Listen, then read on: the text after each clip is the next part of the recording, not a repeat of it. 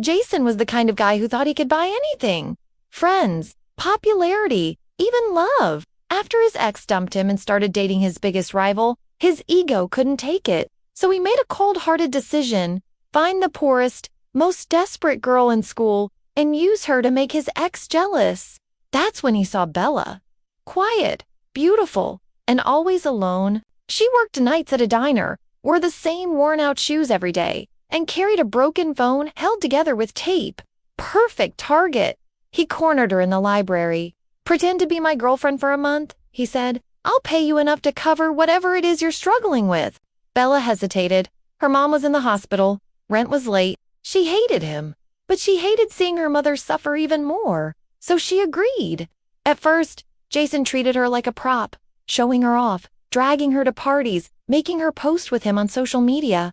But Bella wasn't like the others. She saw through his act. She challenged him, questioned his choices, and unexpectedly taught him how to be human. Slowly, Jason started to care.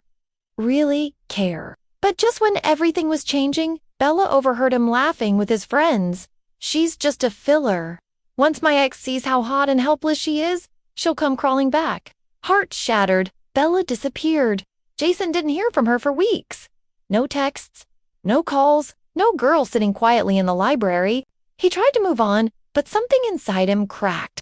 He went to the diner where she used to work, only to find out she'd dropped out of school, working double shifts to pay for her mother's surgery. That night, Jason drove to the hospital, waited outside in the rain, and handed her a check for every dollar he had access to. "I don't want you to forgive me," he said. "I want you to be free of people like me." Bella took the money and walked away. A year later, she returned to school stronger, independent, and no longer afraid. Jason had changed too. He worked part-time, gave up his shallow friends, and finally learned what it meant to earn respect.